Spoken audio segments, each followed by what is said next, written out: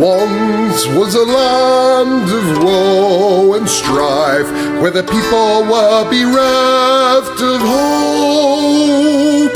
They prayed to their gods of might and light to deliver the heroes of old. Instead they got heroes. Did you hear the quotes in my voice of moral ambiguity? They may help or may not help you at all. Depends on what's in it for them.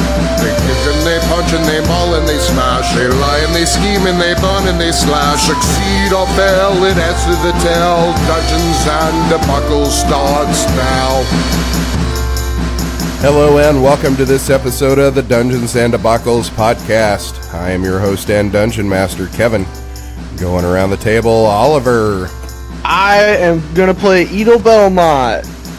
Yeah. And Shane. That is I. I'm playing Alexander the Bard. Currently a wizard. Maybe retconned. May not be. Who knows? And John. Hola, yo soy Alunodas, Elven monk. And Blake. Hi, I'm Blake, and I'll be playing the Dragonborn Eldritch Knight, Juliet. So, last time on Dungeons and Debacles podcast, you guys had assassinated Tusk at the direction of Grulum, the half-orc chief of the tribes of this island. Objection. At the request, not direction. We don't take orders from him. Uh-huh. Sustained. Stained. So, you make it back with Tusk's head, and you show it to Grulum. He's super happy. He's going to give you the supplies that you want, and says that you will be a friend of the half-orcs on this island. Later that night, Grulum makes a pass at Juliet, and then Juliet decides to take advantage of that, and we later learn that she's trying to prove that Grulum cheated in this duel to become chief of the island. So after she gathers the evidence, she goes looking for his right-hand man, his second-in-command, of the chiefs, to tell that half-orc that Grulum had cheated, and she has evidence. And then when confronted with the evidence, the second-in-command decides that he is going to arrest Juliet and take her out. So that's where we find ourselves now. We are in Grulum's tent. Juliet is there, and she has 3 half-orcs staring at her. 2 of the half-orcs are making a move to apprehend her. So, what are you doing, Juliet? You know, I've had 1 week to consider this, and I still have no idea what I'm going to do. Scream like a girl and run. I don't know if Dragonborn can do that, but Well, I mean, you got a couple options here. I can go and try and kill these guys. I can run. I could try and set everything on fire, which in retrospect really isn't a good idea. Well, I mean, you could try to fight these guys. You could use your breath weapon to try to set this tent on fire. Or you could probably maybe even Kool-Aid Man your way out of this thing. Kool-Aid Man.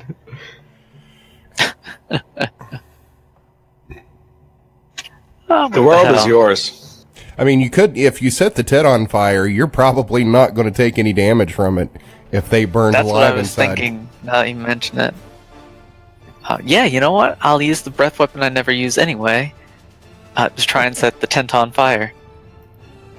All right. I Is don't Juliet think I'm still going to drunk? make you roll to set the tent on fire. Sure. So you're gonna you set the tent on fire, and as this happens, you hear those half orcs start yelling, and the 2 that were coming at you are going to stop in their tracks. They're going to turn around and look at the that half-orc lieutenant, and the half-orc lieutenant is going to book his way out of the tent. Fantastic. And the other two are going to follow him out. I guess the thinking is that, they're going to make it out alive. You may not, because you're inside a burning tent. Yeah. So, you're inside the tent. It's on fire. You can hear them yelling outside. They're yelling fire, which is probably a universal attention getter, no matter what your culture is. So, what are you doing? I guess my first question would be, how sturdy is this tent? Is it like covered in furs and rather thick? Is it kind of a thin layer? Would I be able to cut my way through the back, for instance? It's like animal skin. You think probably lion. Yeah, I mean, you could take your halberd or a knife and cut your way out of it. Yeah, definitely. I will definitely take my halberd and try and slice through it. All right, you do it. Fantastic. Now that I have a way out, I'm just gonna book it. Which way are you headed? Let's see. The opening of the camp is facing towards where the ship is, correct? Or is it... Oh, no, it's like an open area. There's no wall, right? Right. There's no wall. Alright. So, Juliet's going to look around and try and find just the fastest way out of the camp. Doesn't matter what direction, just if there's less tents in the way, the better. Okay, let's do a skill challenge. Sure. It's going to take 4 successes before you get 3 fails, and you can choose whatever skills that you want, but since you say that you're looking for a way out, let's start with a perception check. Sure. Ooh, an 8. So, in the panic, you're seeing people rise out of their tents. The interior of this camp is now being lit from the tent that's fully in flame right now. Some of the fire has started to spread in the grass and catch some other tents, and in the confusion, you're not really seeing a clear way through these people. So that's going to be your first fail. Alright. Second check, I'm going to use the obvious athletics to run as fast as possible in whatever direction I happen to have chosen. Skill checks are killing me. Yeah, so you take off running, and you're going to trip over some tools and like a bucket on your way out, and you're making a whole bunch of noise, and you see 1 or 2 half-orcs turn and look at you. Can we say that the bucket is stuck on her foot? Yes. Like a Tom and Jerry cartoon. That's not a halberd. You're carrying a mop. You cut your way out of a tent with a mop. All right, what are you doing now? Juliet, with the orc staring at her, Juliet's going to say, fire, fire, run for your lives, and try and get them to run away with her, I suppose. Maybe not in the same direction, but would that be a persuasion check? Either persuasion or deception. Alright, same bonus. Watch this fail, guys. Oh, 16. Could have been worse. Wait, So- but like, if she's just pointing out something in the environment, she's not really deceiving them that there's a fire sweeping across the camp. Right, but as far as like their lives are in danger, Oh, yeah. I can see the point of that maybe being a deception. Regardless, she passed. So they hear you say this, and then they take off running in another direction, not following you. Alright. So that's 2 fails and 1 success. This is not going to go well for me. Is the ruckus enough to wake up the rest of the team? You guys are back at the boat, aren't you? Yeah, you're a couple. Well, they're out in Yeah, their we're by the ship in encampment. the camp. by the shore, which is probably a good 800, 900 yards Gotcha, away, okay. and with the sound of the ocean, plus the fact that most of them are drunk and asleep. If they want, after we get done with your skill challenge, we can have them do a perception roll, but it's going to be at disadvantage. Sure. Sounds good. Juliet is going to use... This is really weird. Going to use her knowledge of fractals to figure out which way is the best way to run into the least amount of resistance, I suppose. I don't know if that makes any sense at all. It's a dynamic, non-linear system. It works. So, what kind of check are you making with that? An intelligence check? Yeah, just an intelligence check. All right, roll it. Oh, a 20. I'll take that. So, you pull off whatever bullshit that you just said. It's like when you're skiing through trees and stuff, you think about which way is going to have the least number of trees just based on the natural order of things, I suppose. I thought you said cheese. That made no sense. All right, so that's 2 fails and 2 successes. All right. Now, are there any horses or livestock around? They're oxen. Okay. Would it be possible for Juliet to rile them up and cause even more chaos so she can escape more easily with like an animal handling check? Yeah. There it is, ladies and gentlemen. So that is your 3rd fail. Yep. So you go to stir up these oxen to get them to cause commotion, and them being very docile animals, they're basically just staring at you with these cow eyes. While that's going on, you notice a group of about 3 or 4 half-orcs spot you and point and start running at you. Well, since there's no chance to really run at this point, the Oh, only thing yeah, left you've is got to to fight. You've got a head start. You could probably make it to the beach before they get to you. Oh, well, in that case, definitely I'm going to be running, even if they follow me. And maybe this is just for flavor, but I'll also use an action surge so I can take the dash action twice and get an even further start. Okay. So you take off running towards the beach, and odds or evens? Give me odds. Okay. So you take off running for the beach, and as you're running, you notice that this is basically the same path that you and Grulum took earlier. And as you're running down through this path, you see him start to rise up out of the grass. That he's regained consciousness. But it doesn't look like he sees you right now. After a few minutes, you are able to make it back to the encampment. And you think it's not going to be long before the half-orcs are going to be behind you. All right, perfect. I'm going to rouse everyone I can. Yeah, what do you want?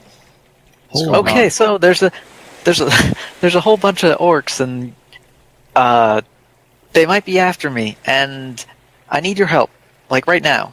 Yeah, might be after you. Sure, man, you got me. Everyone, get the fuck up. Let's go. Just yell fire. It seemed to work. I start kicking people awake. Yes, Oliver, you're awake now. So, Ow! Why did you hit me? Yeah, we kind of need to go. Half-orcs are running after us due to somebody that will not be named at this exact moment. But, yeah, we need to leave. What? God damn it, I'm hung up. Okay, let's go. I grab as much of my stuff as I can and a little bit of meat and then run off. Yeah, I grab as much shit as I can, just run away So, towards the ship. everybody put your tokens on the map over here beside this tent. So, do we have our armor and stuff on, or? You probably don't at this point since you were resting, but you probably have a couple of minutes to throw something on before the half-orcs get here. And considering the urgency that everybody's showing right now, you would probably be putting your stuff on. Okay. I immediately start like putting on my boots and stuff, and my armor, and then I guess I will just like. How should we prep for this? Oh, I'll channel my divinity. That way I have my gloating sword again. I'll do that. Always with this glowing divinity. Always trying to be brighter than everyone else. I mean, I'm not. I've got like a 12 intelligence. That's above average. Yeah, exactly. I know a thing or two. Not the smartest man, but I get by. All right, so everybody give me a perception check. All right. I got 18. Passive is 13. Our rolls are low tonight, boys. What are you talking about, fool? I got 18.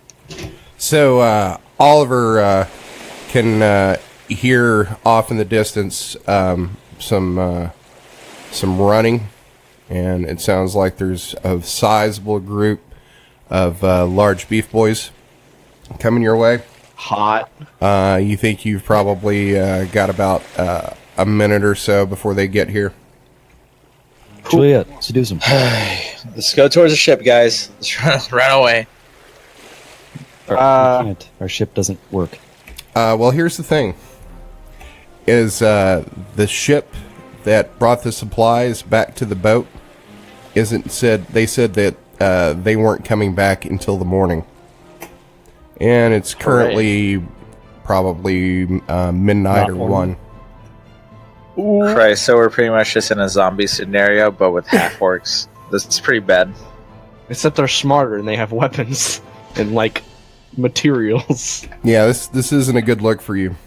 Somebody. Yeah, I mean, but I think I would think that the orcs that are coming after Juliet are pretty much the only ones that saw her start the whole commotion. I don't know about that. I'll sell her out. You would, goddamn. I totally would. You kidding me? I hear him say that, and I look at him, and I look at Juliet. I look back at him again. I nod Now that you say it like that, you pose a very tempting offer. Fight 50 half-orcs, or give up a teammate. Now, 50 half-orcs is only the equivalent of 25 orcs. I mean, the math checks out, but what you're doing over here isn't worth my life right now. If you get what I'm saying. I have things that you might like. Like what? Like magic equipment. Annihilation? There's nothing that we can't get off of your dead body. Not even gonna shorthand you on this one. Like, I ain't gonna lie. Alunodas can run. A lot faster than the rest of you guys. Oh yeah, you're like a fucking bolt. He doesn't have to outrun the half-orcs, he just has to outrun you. Exactly. So here's what's going to happen. Down here to the south, you see coming out of the tall grass 6 half-orcs. And they're running right at you. So everybody jump in initiative. Can I try something before we start doing initiative? Sure. I'm going to try some diplomacy. I don't think that's an option right now. Is it? I mean, there are 6 very angry and very deadly half-orcs sprinting at us at full speed. Well, are you coming for our lives? Well, are you the dungeon master? Last time I checked, no. What do you think, Kevin? Let's see where this goes. What do you have to say? First off, let's make a roll, and then I'm gonna role play it. Let's see. Persuasion, possibly? Would that be the one? That would have to be the one. Alright. Anyone want to sell their souls? 11. And I say, wait! You can take the dragon. We did nothing. He doesn't stop. Damn it. Alright, damn it. Alright, fine. I guess I'll just roll fucking initiative. Can you feel the love tonight? Kill me. I got a foe. Eat it. I feel my death slowly approaching. And by Man. slowly, I mean very fast by a group of half-orcs coming for my life. I'm gonna It's get only a 3 orcs. soon. 3? What do you fool? That's 7. 6, actually. There's no half orc 4. Who knows where 4 is? The shadow knows where 4 is. Who is number 1?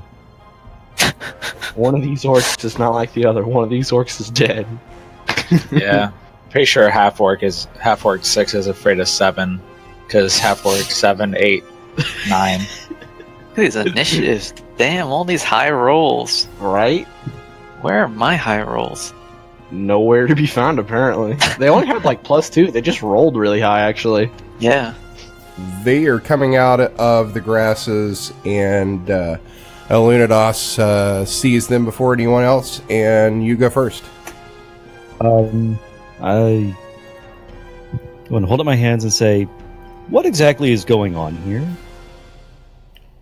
Would that be like a persuasion, perhaps? I don't think we Against can them? I don't know what the persuasion hell's our way going out on. of this. I don't think it would be persuasion. You're just asking a question, but they don't look like they're in a talking mood. Okay. In that case, I'll just settle into a defensive stance. I'm not wandering into the middle of that crowd. All right. Or as Shane would put it, pass. So next up is half-orc number 5. So he's going to end his turn right there beside the bonfire. For the people listening at home, we're basically in a grass field with a tent in the toward the northwest corner. There is a bonfire or a cook fire about 20 feet from the tent. And then to the south, there are 6 half-orcs. Next up is half-orc number 7. He's going to end his turn right there. Half-orc number 6. He's going to end his turn right there. Half-orc number 2. He's going to end his turn right there. And next up is Alexander. That is I. Before doing any attacking of the sort, I yelled at him, "We're willing to give up the half-orc if you let us go."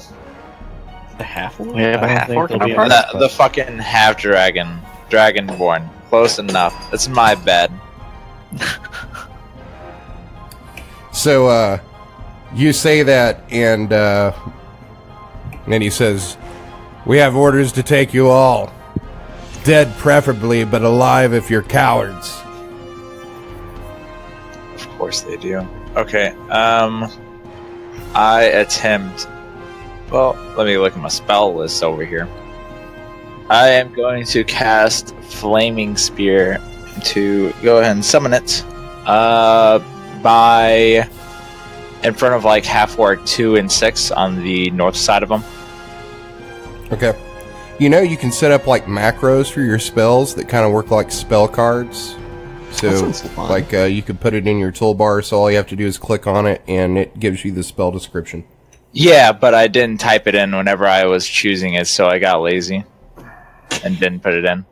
So that way I just put the page number that it's on in the description. That's like the worst of both worlds. Yeah. So yeah, I'm gonna do it where the X is. Okay. And can you read the description of that spell? Yeah. A 5-foot diameter sphere of fire appears in an unoccupied space of your choice within range, range being 60 feet, and lasts for the duration, which is up to 1 minute. Concentration. Any creature that ends its turn within 5 feet of the sphere must take a dex saving throw. The creature takes 2d6 fire damage on a failed save, or half as much damage on a successful one. As a bonus action, you can move the spear up to 30 feet. If you ram the spear into a creature, that creature must make the saving throw against the spear's damage, and the sphere stops moving this turn. When you move the spear, you can direct it up over barriers up to 5 feet tall and jump it across pits up to 10 feet wide. The sphere ignites flammable objects not being worn or carried, and it sheds bright light in a 20-foot radius and dim light for an additional 20 feet. So you're currently lighting more grass on fire. Yeah, and then I'll use my bonus action to shove it into half-orc 6. All right. Do they get a dex save? Yeah, it's a dex save, I want to say. Yep, it is a dex saving throw. And what's the DC? Spell save DC is 14. I was going to say it's not going to matter because he got a 9. Pretty good. So he's taking 2d6. 7 damage. Damn. How much damage? 7. Oh, wow. That's okay. So you cast this this fire, and you just see him like go up, and like most of his clothing is on fire at this point. It's pretty good. I don't have anything else, so I'll pass the turn. Now, does that only work against one creature, or does that work?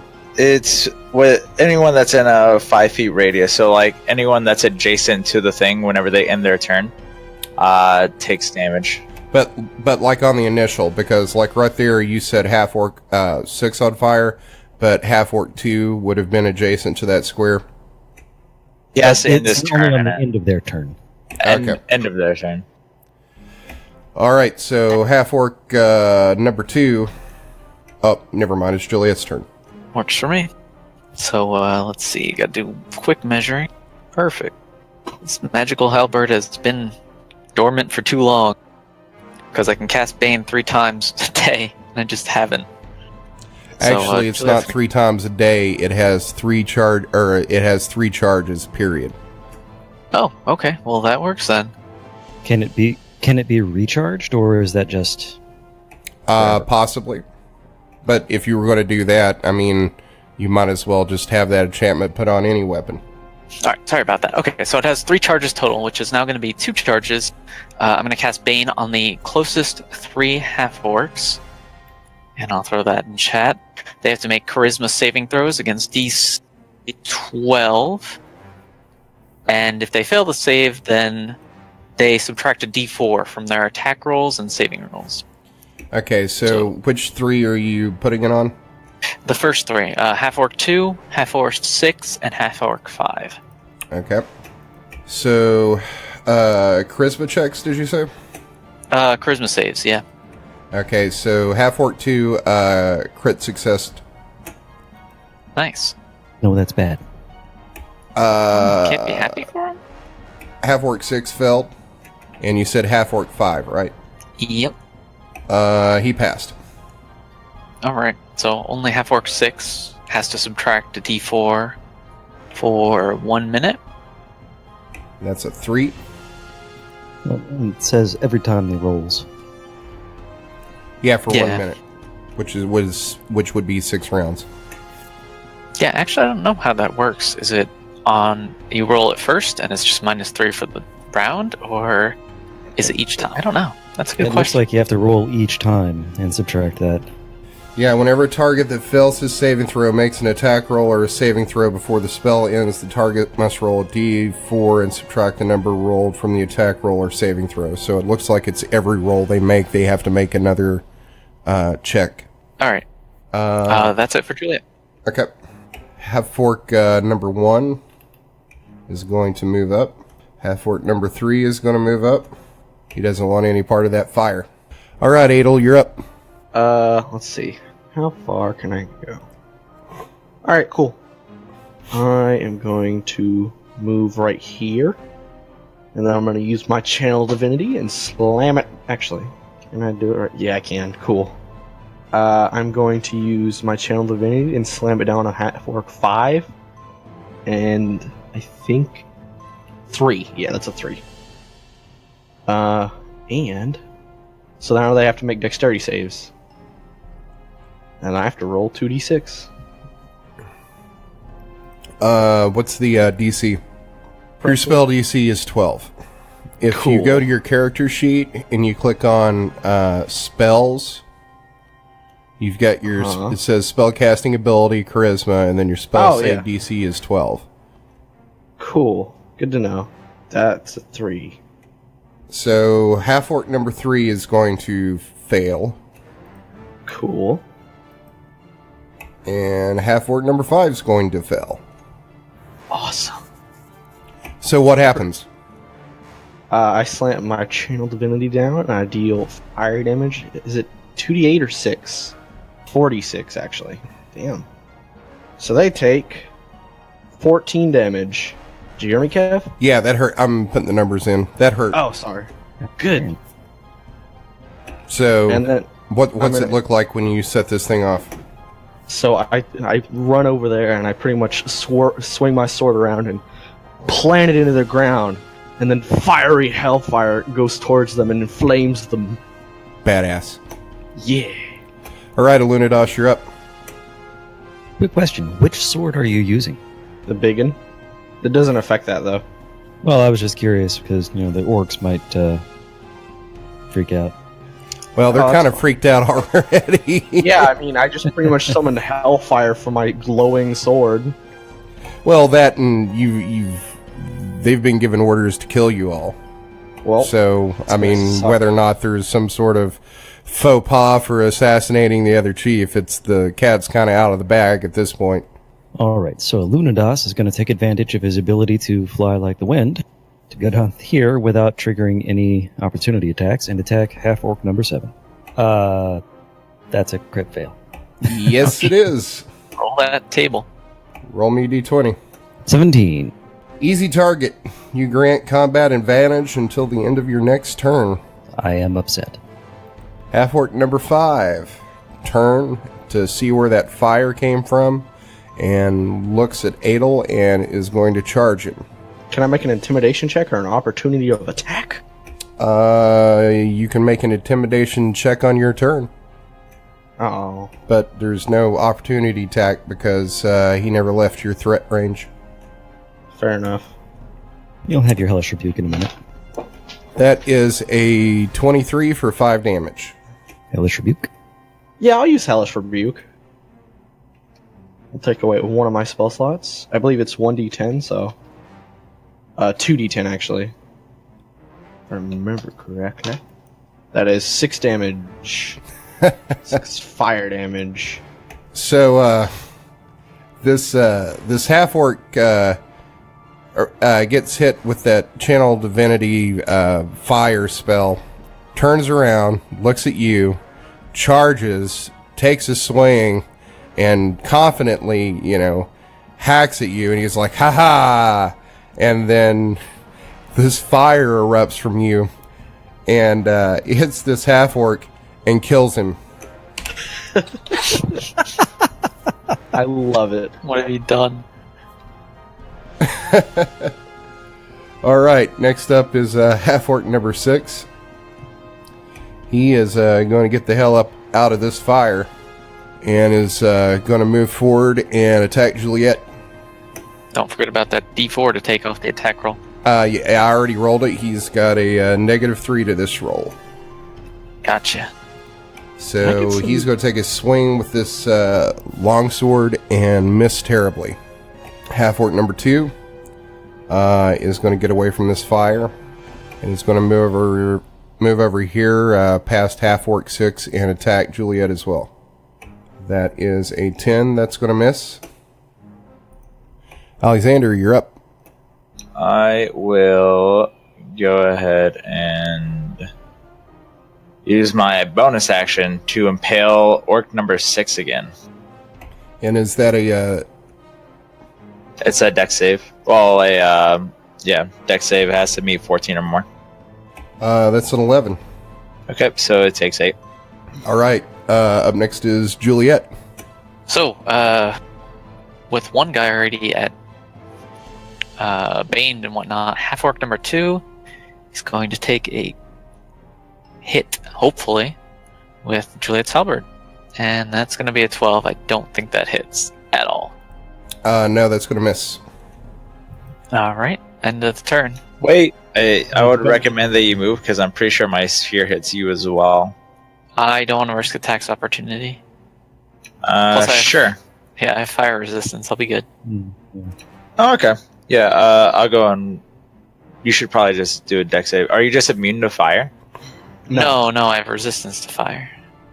Okay. Can you go and do a dex save? Yeah. 13. You're taking 8. All right, which goes down to 4. That's it. All right, next up is half-orc number 1. He's going to be moving over here towards Edel, but he can't quite make it. Cool. Half-orc number 3 is going to attack Edel. That's a 23 for 10 damage. Pretty sure that hits. Yeah, that's why I just threw the damage out there too. How much again? 10. Is that it? Yep. You're up. Cool. I am going to attack half-orc. I think that's 5? With my sword. You've got half-orc 1, 3, and 7 around you. I'm thinking he was talking about 3 right in front of him. Pretty sure I'm talking about 3. And that's a natural 20. All right. 25 altogether. Roll your damage. Okay. So that's 13 damage. That kills it. Cool. Go ahead and roll the crit table, though. Alright. So just a natural 20, I believe? Or, Yeah, just roll a d20. Roll 1d20. It is a nat 20. Oh, wow. Well, if this thing was still alive, you would have rolled roll a d20 one more time just to see. Shit. Okay. So Hit slash. Does that affect anything? No.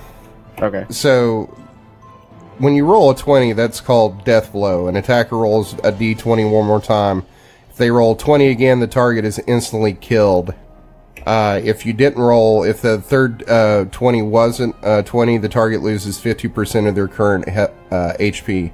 If the target's below 10% of their maximum HP, they're instantly taken to 0. That would have been fun. Wish she had some fucking health. Next up, Alunodas. All right. So Alunodas is going to try again with this whole killing bad guys thing. Let me give it a shot. Man, Oliver's getting high rolls. And that's a today. 21 to hit half-orc number 7. Wow. Is that natural? No. No. Okay. So that's 9 damage. Yep. And that will be it for Alunodas' turn. All right, next up is half-orc 7. So he doesn't like it that you just smacked him. So he's going to smack you back with his sword. That's what he thinks. That's a 21. Okay, that's what he thought, and he was right. That's 9 damage. Next up is half-orc number 6. He is going to take a swing at Juliet. That's a 12. That's going to miss. So he's going to take a swing at you, and then he is going to move out of this fire and over here by the tent. Half-orc number 2 is going to take a swing at Juliet. That is a crit. That's going to be 16 damage. On the crit table, that stings. Target takes 1d8 extra damage. Damn. So that's going to be 6 more damage. All right. All right, next up is Alexander. I am going to pierce number 6 again. That is a 14. So that passes, right?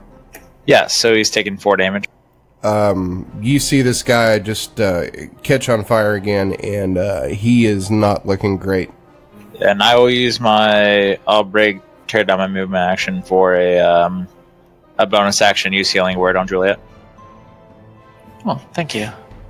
So 1d4 plus 7. Nice, thank you. So I got a question. Since you are Yes.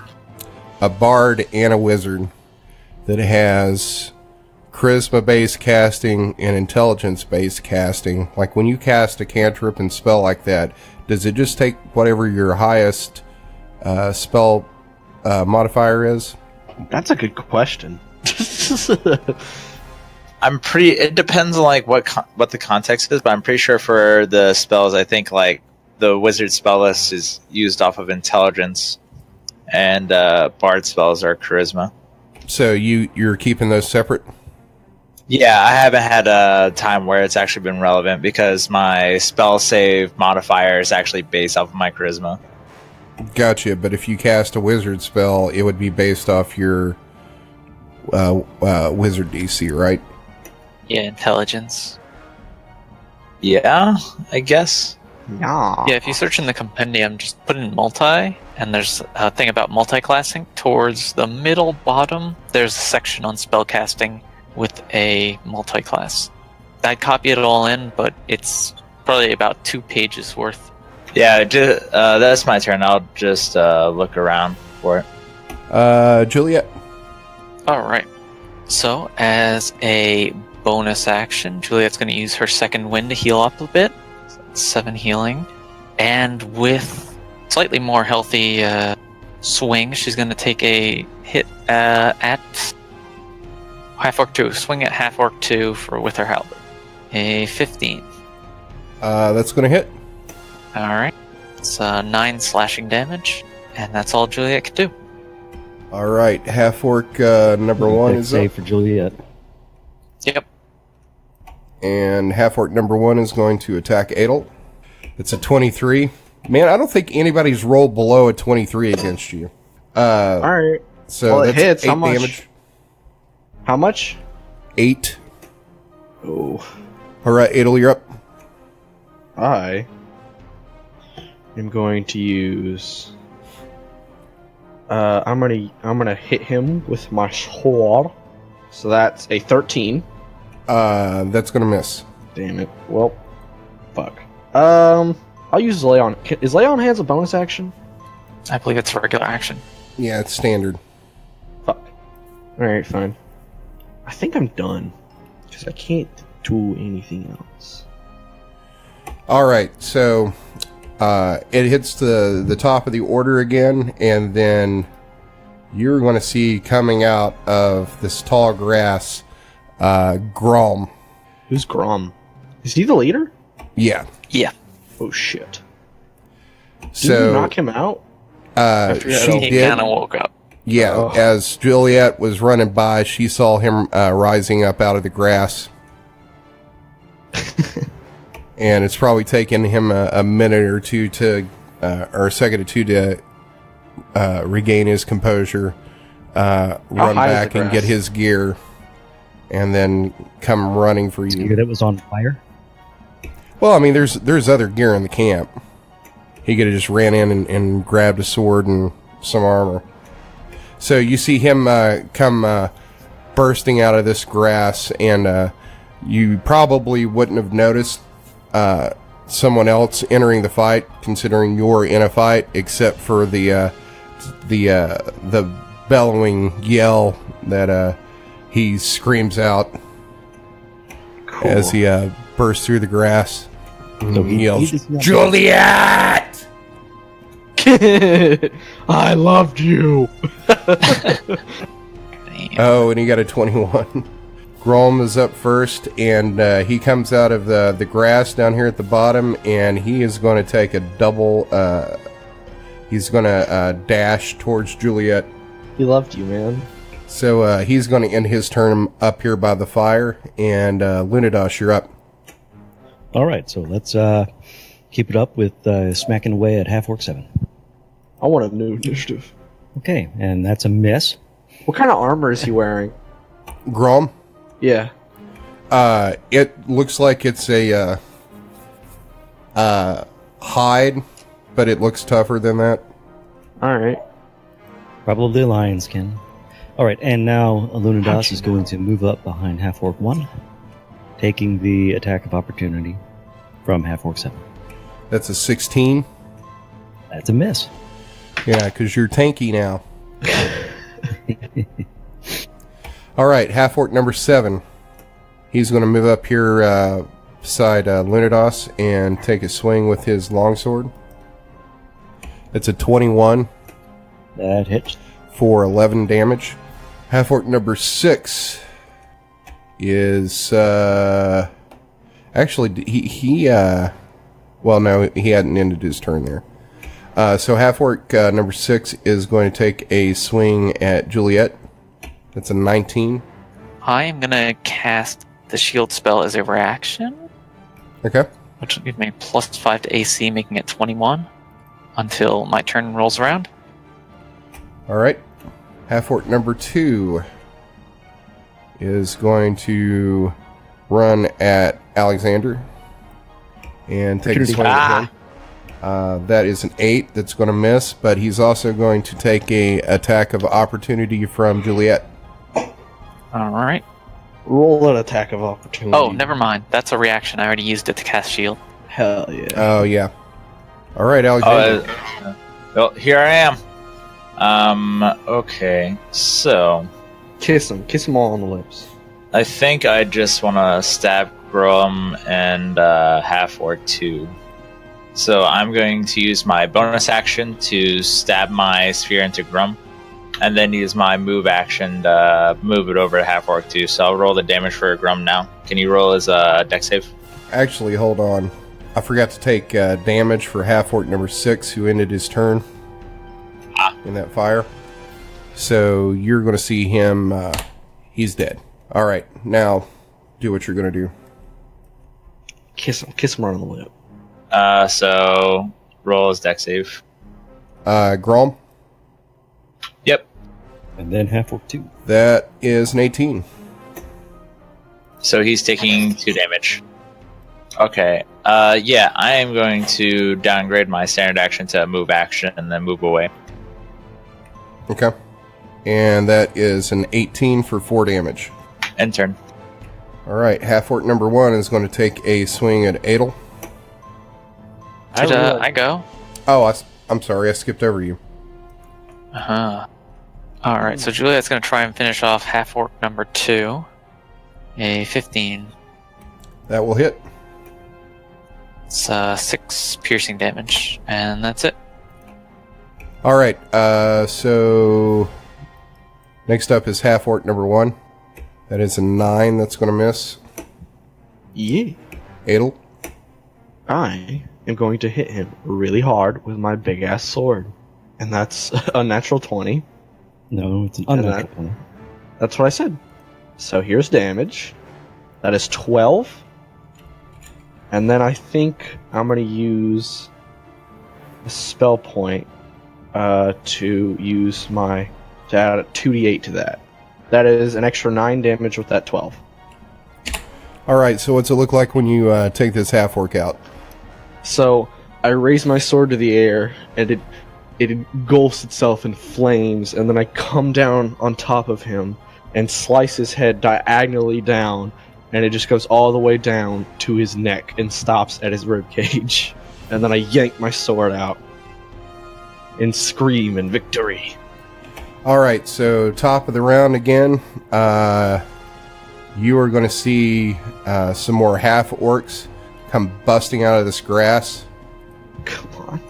So 3 half-orcs come busting out of this grass down here. And let me add them to the initiative. Cool, I can see it again. Good, we're killing 50 motherfucking orcs. Hey, how tall is the grass? It's probably about 4 feet tall. Mm-hmm. Good to know. All right, so next up is Grulum. And he starts yelling at Juliet. He's like, "We could have been something, but you betrayed me. Now you must die." Baby, you got it all wrong. So you are going to see him raise this bastard sword up over his head and take a slash at you. That's a 12. I'm sure that's going to miss. Yeah. Bastard sword have reach. It does Tell me what's not. up. You're the bastard. Alunodas, you're up. All right. But I'm probably going to take a swing at half-orc 7. Okay. Yep. Half-orc 7. Whack. 14. That's going to miss. Darn. And that will do it for... Nope, Juliet is... Or not Juliet. Alunodas is going to move up to give Juliet a hand. He's going to cast a chi point first, so that to take the step of the wind, or to disengage. Sorry. All right, half-orc number 10 is going. So many half-orcs. Is going to come over here and help out half-orc number 7 and attack Edel. That's a 12. That's going to miss. Half-orc number 7 is going to attack Edel with advantage. That's a 23 for 7 damage. Half-orc number 11 is going to attack Edel. That's a 10. That's going to miss. And next up, Juliet. All right. I guess I don't have a turn. 1 second. Where did you go? You're not in the turn order anymore. Yeah, I think I accidentally deleted my thing when I was deleting one of my axes. So give yourself a 13 because you go before Juliet. Yep. I am going to stop the con. Hey, Oliver, what health are you at? I am at 30. I would like to. I'm at nearly half health. I would very much like to get some health. Go fuck yourself. I'm going to slam this flaming sphere into half-orc number 10. Why 10 and not 7? So that way, if 11 stays in the same spot, it does damage to him. Can you put it on 11, and then half-orc 10 will also take damage? Because if you leave it there on half-orc 10, Edel's going to take damage too. Exactly. He's going to take damage on 11. He has to end his turn on the spot. Oh, okay. Take damage either way. I am? Yeah. Plus, if he, I can move it again. He can move one direction and not take an attack of opportunity. Yeah, what you could do is slam it into half-orc 10 or 11, and then move it down below half-orc 10. I'll go into 11. Do some damage on him. That's a 9. That's a fail. Okay, so he's taking 5. I'll slam it into 10 now.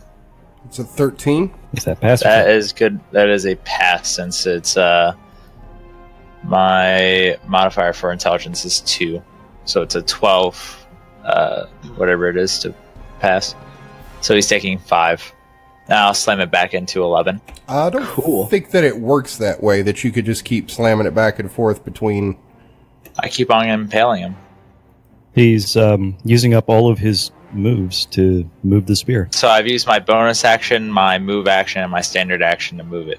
I don't think it works that way with the spells. You would. Yeah, it's not. It's As a bonus action, you can move the sphere up to 30 feet. If you ram the sphere into a creature, that creature must make a saving throw against the sphere's damage, and the sphere stops moving for this turn. Right, that's one bonus action. You can't keep, trading down actions to... Makes sense. Yeah, so it's just 11 for 3, is it? Since he passed? Or did he fail? He failed the first one, but he's not going to get slammed a second time by it. Yeah. So only half-orc 11 took damage, which is the first damage roll. Alright, Juliet. fantastico. Alright, so with Grulum safely within flanking distance and such, Juliet's going to take a stab at him and tell him it never would have worked out. I have advantage. Oh, even better. 9 and 8. Okay. I guess that's it for Juliet's turn. And he says, "Those words hurt me more than your halberd ever could." I can't hit him with it, yeah. Alright, half-orc number 9. You gonna kiss me? It's going to end his turn right there. And Edel, you're up. Cool. I am going to move all the way over here. And then I am going to use my standard action to heal myself. Okay, before you do that, you're going to take 2 attacks of opportunity. Can I use disengage or no? That's a Disengage is an action, but yeah. Fuck. Never mind. I need to heal. So how much is it? Half-orc 7's going to miss. Good. That's the And first time that's half-orc fucking 10 happened. And half-orc 10 misses. Good. Okay, very good. Did 11 die? I'm going to use... Oh, yeah, you would have taken one from half-orc 11, too. What? God damn it. Thanks. That's a miss as well. I'm going to use Lay on Hands and heal myself for 40 points. Or Nice. not 40 points, but up to 40. Up to 20. Yeah, I have 20 points altogether. I'm surprised you didn't just do that while you were standing. Why? Well, I was flanked, and I want to like throw some spears. Gotcha. Okay. Hey, Kevin, I have a question. What? Can I use Divine Smite on ranged attacks?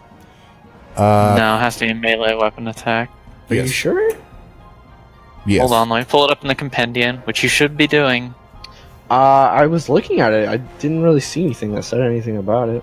Paladin, Divine Smite. Starting at 2nd level when you hit a creature with a melee weapon attack. Damn it. I'm sorry, sir. That would have been fun, though. Crap. Mean. That would have been real fun, though. All right, well, that's your standard and your action. Cool. Move, yeah. Next up is Grulum. So he moves out of the way of your halberd, and he is going to try to poke you. He's going to try to penetrate you Hot. for 6 damage. Next up is Alunodas. All right. Time to beat the shit out of this treacherous orc. I just want them dead. Get him, Cletus! Ha ha ha. Damn. Crit. So what's your damage? 18. All right, now roll me a d20.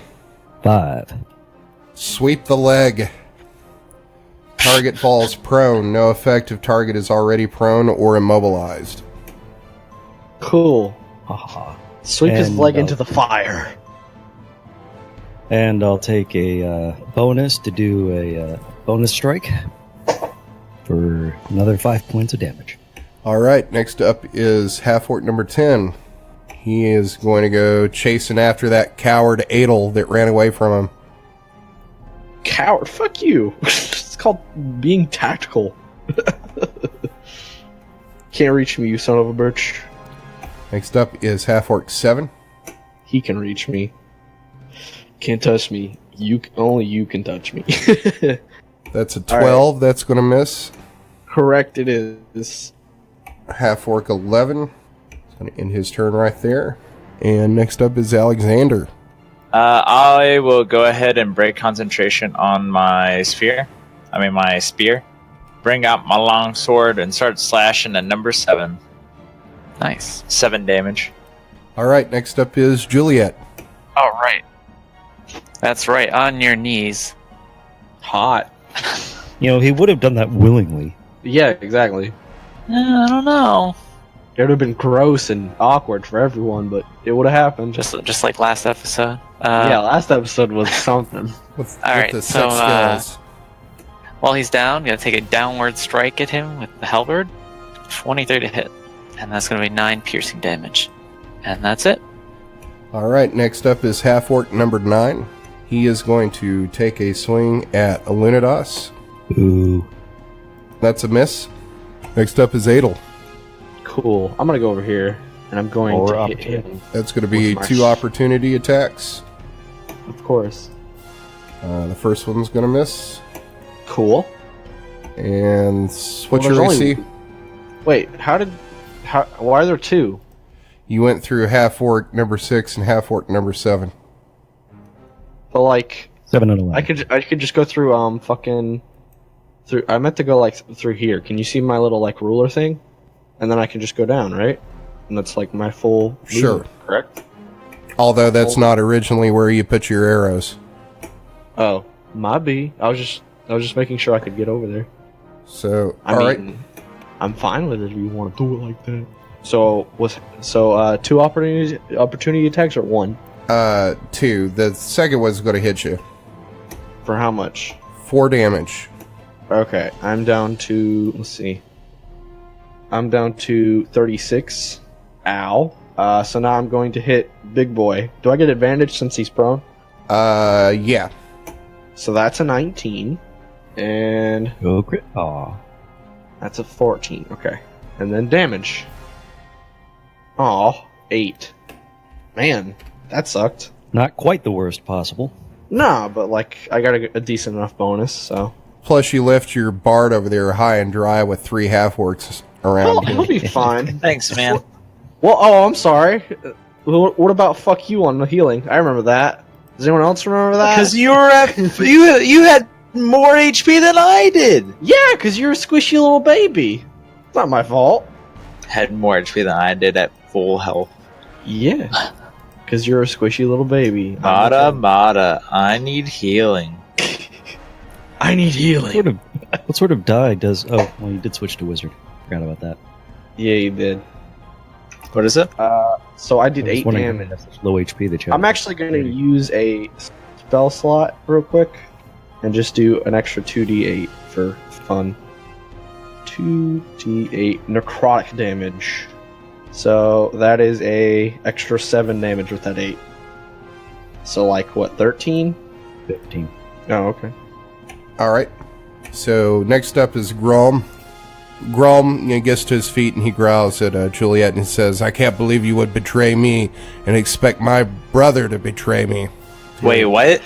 What happened? Well, that explains a lot. No, like I'm saying in character. Like my character doesn't know what he's talking about. Okay, well, he's not really paying any attention to you. I'm just saying to the ether. Spoony bard. He's got kind of tunnel vision on Juliet right now. And that's a 19 for 7 damage. Next up is Alunodas. Alunodas gestures to Half-Orc 9. Did you hear that? About the dishonor? That's not cool. Well, no, let's see. Fantasy terms. Which is very dishonorable. And he says, And "I'll then show he- you dishonor." And then he takes a swing at Grom. 12 to hit. That's going to miss. And then he's going to spend a chi point to get a defense, do his dancey steps to bonus to defense. All right, half-orc number 10. Uh-oh. Damn it. It's coming for Edel. Of course he is. Where else would he go, It's right? 17 That hits. for 5 damage. Cool. So I'm at 31. Half-orc number 7 is going to take a swing at Alexander. Ah! It's a 9. Eat it. Half-orc number 11 is going to come over here behind Juliet. Flanking everywhere. That's a 20 That hits. for 3 damage. Wow. Alexander, you're up. Ah! I'm gonna slash half-orc 7 with my sword again. Are you in range? Nice. That's 4 damage. All Why is your right. damage -1? Isn't it a magic sword? I have a -1 thing on my. It gives me the magic sword gives me bonuses on hit, but I have a -1 modifier to my strength. So it gives me a +1 on my 2 hit because I have a -1 from my strength mod. And then my damage is still -1 because it doesn't get bonuses. Even bonuses. Alright. With that single-minded focus, she is gonna swing with a halberd again and hope that at some point this guy falls down so the other orcs aren't flanking everyone. Nice. Okay, 24 to hit. Let me roll the advantage as well. Okay, so it'll be a 24. Against Grom. Yes. All right. And that'll be 13 piercing damage. All right. Half-orc number 9 is going to take a swing at Alunodas. I took the dodge action. Not sure how that's going to work with flanking. Does he still get the wait. disadvantage? He just rolled a crit. Oh. Oof. So that's going to be 10 damage. And attacker gets combat advantage on you next turn. Well, dang. I ain't doing so good. All right, Edel, you're up. Is it possible for me to like pick somebody up and then like throw them in the fire in one action, or no? I would let you grapple somebody as a standard action. Like, what if I like went over here and then like pushed him into the fire with like an athletics check? Yeah, I'd let you try that. Okay, I'm gonna go over here. Opportunity and then- for Rom. Unless Rom's so focused on Juliet. No, he's going to take an opportunity attack. He's got 3 people on him. It doesn't matter. God damn it. That's an 18. That hits. How much? 7 damage. 24. That's your athletics check. No, that was how much health I have. I was just thinking out loud. Then I guess I'll just do an athletics check. Here we go. Come on. Fucking hell. 2 nat 1s? Are you kidding me? So he just Jesus. he just sidesteps this and laughs Great. at you. Wonderful. All right, Grulum's up. That is a 9 against Juliet. That's going to miss. Alunodas. Okay. Let's take another attack at Grulum. That's a 21. That will hit. Okay, 12 damage. So you just like punch him like in the small of his back, and he stumbles forward, and he's looking bad. Dang, not dead yet. Half All right. Then he's going to spend a chi point to disengage and run away a bit. All right, half-orc number 10 is going to take a swing at Edel. Hooray. That's a 14. That'll miss. Correct. Half-orc number 7 is going to take a swing at Alexander. Cool. That is a crit. Cool. I need healing. So that's going to be 11 damage. And that is target automatically loses concentration. This affects concentration spells or any effect the target is used through spell or ability. This may not use daily. Okay. So that doesn't affect you because you don't have any concentration spells up. Half-orc number 11 is going to take a swing at Alunodas. That's a 24. And Alunodas is down. For 4 damage. Oh, he doesn't? Okay. Well, I guess Alunodas is not down. Alexander, you're up. I am gonna do the same thing that I always do. Try to take over the world? Pass. Juliet, you're up. Alright.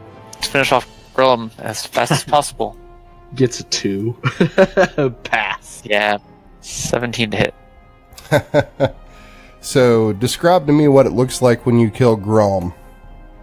Cool. Alright, so while Grulum is still recovering from that unwieldy 9 that he rolled, or attack, I don't know what you can call it, Juliet takes the chance to kind of stab at his feet.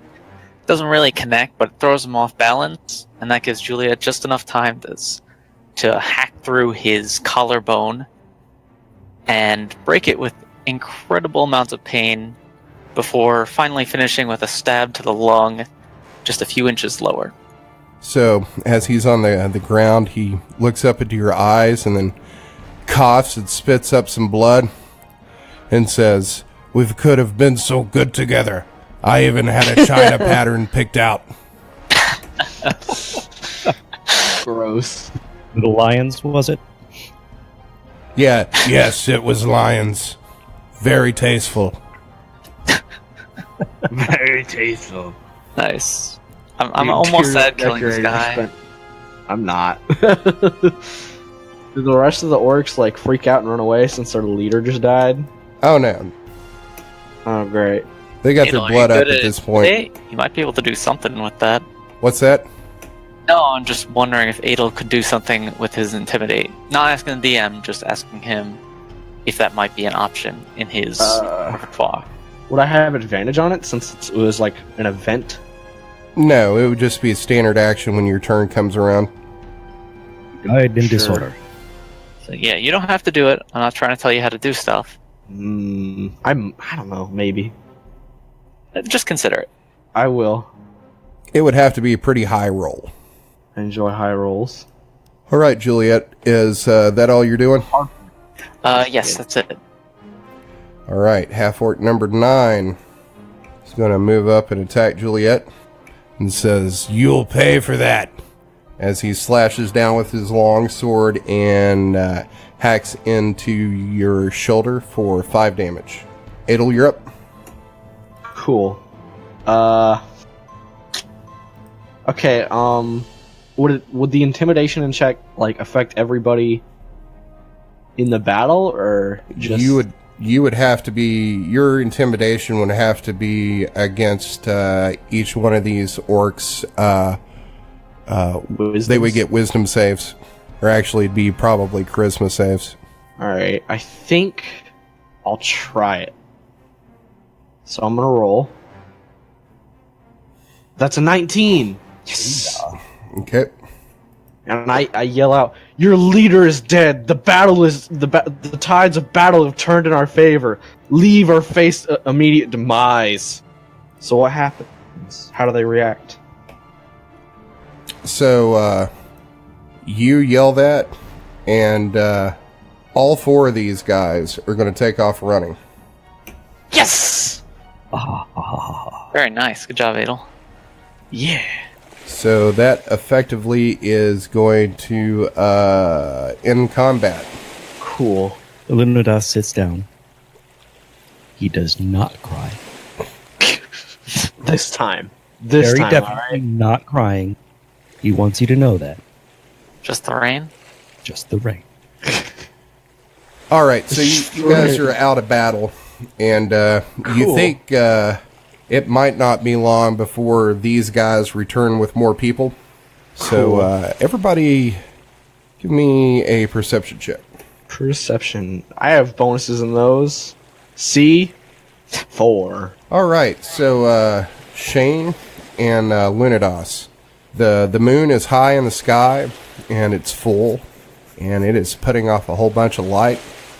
And about 100 yards down the beach, you are going to see what looks like a raft that you think that belonged to those kids that you met when you hit on the grass isle, because it's not very big, and it doesn't look like it's like there was a lot of craftsmanship put into it, and you think probably the kids used this to go out, probably not far out into the water, but just to play with it. We can get out onto our ship. We'll have a more defensible position there. But there are krakens. Well, there's also half-orcs.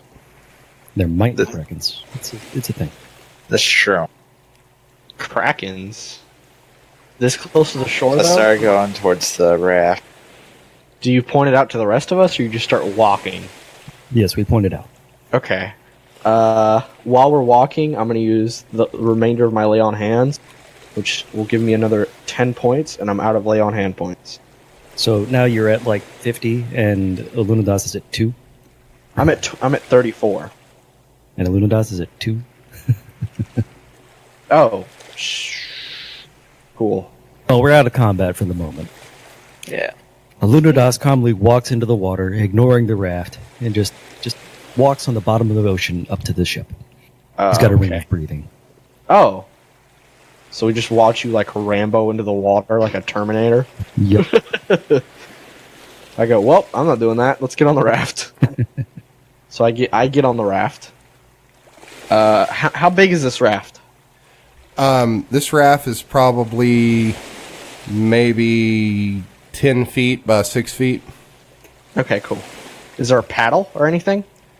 You don't see any paddle or anything like that. You think they probably either use their hands or some driftwood or something as a paddle. Is there any driftwood? Just use it as a paddleboard. Okay. I guess like 2 of us should get out and start kicking. I guess I'll do that since I have a high athletics. All right, so I'm going to say that after probably 30 minutes or so, you're able to make it back out to the ship. Cool. Are we on the ship? If there's really no ladder or anything like down, you'll probably have to yell for somebody up on the boat to let down a rope. Let down a rope or a ladder! For Christ's sake, please! So after a minute goes by, you see who you recognize as Richard. Does he say friend or foe? No, he just looks out and says, "Oh, you assholes." Yeah! Well, he's probably only mad at Edel. We didn't make fun of his name. That was just Edel. I didn't... Oh. So Richard says, "You're not supposed to be back here till tomorrow morning. We're supposed to come out and get you." This son of a bitch, I point to the dragon, decided to go pick a fight with every fucking half-orc in the village. And Richard says, "That sounds like something you would do." Nope. All this one. Now, please, I'm covered in fucking chiggers and blood. So, a couple seconds later, Stormbringer comes up behind Richard and says, "What's all this then?" And Richard said, "These assholes are early.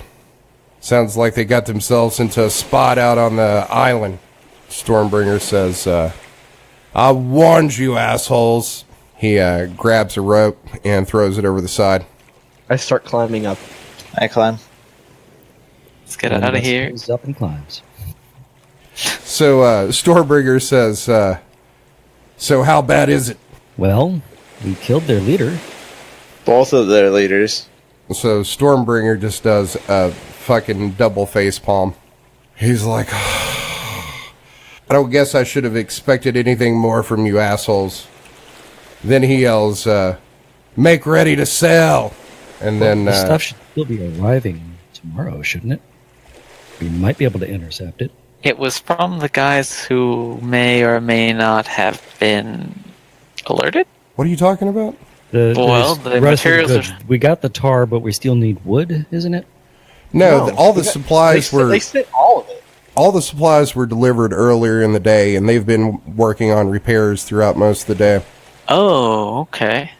So, Did not know that. what Grum told you was he was going to have that day the supplies taken out to the ship, and then they said that they would have the a boat coming back to get you the next morning. In that case, I'm okay with leaving. So, as after Stormbringer barks those orders, you see people like rousing from the bottom in the compartments below, and they all get up on deck and start lifting, raising the sail and making ready to get the hell out of there. And I think that's probably a good place to end it. Kill. Which And I when thought you for walk- sure I was going to TPK you all this episode if things didn't go Really? well with You gave me Juliet. way too much leeway. Setting that tent on fire was probably the best outcome you could have possibly gotten. If you hadn't been a Dragonborn who was fire resistant and had a breath weapon, Oh, God. yeah, you would So have what you're totally saying been is he's fucked. the superior race. But I mean, think about this. Like let's say that you were in a highly combustible tent, right? And it's you and 3 other people, and the person that you're getting ready to attack says, "Well, fuck it. I'm just going to take us all out," and then sets the thing on fire. You're probably Okay, going to that's get out of fair. that tent. Also, Juliet was probably still a little drunk. I should have given her disadvantage on everything. Yeah. Thanks for joining us for this episode of the Dungeons and Debacles podcast. A lot of people say this, but we really do want to hear from you. Are we shinier than a platinum piece, or stankier than a kobold's loincloth? Let us know what you liked and didn't like. Everything helps this make a better podcast for you. Got an idea for monsters, items, and commercials? Let us know about it. You might hear it in the show. Find us on Facebook and Twitter at Dungeons and Debacles Podcast. We also have a website where you can learn more about the characters, lore, and maps of this world. You'll also find articles about Dungeons and Dragons and a whole lot more. Just search Dungeons and Debacles Podcast. Do you think the government of Luscane is spying on you and you don't have a social media account? Then email us at dungeondebacle@gmail.com. You can also check out the theme song and all the commercials you heard on the podcast on our YouTube account. Just search Dungeons and Debacles Podcast. New episodes come out every Sunday, so check your podcast app. And now a word from this week's sponsor. Do you want to make more gold? Of course, we all do.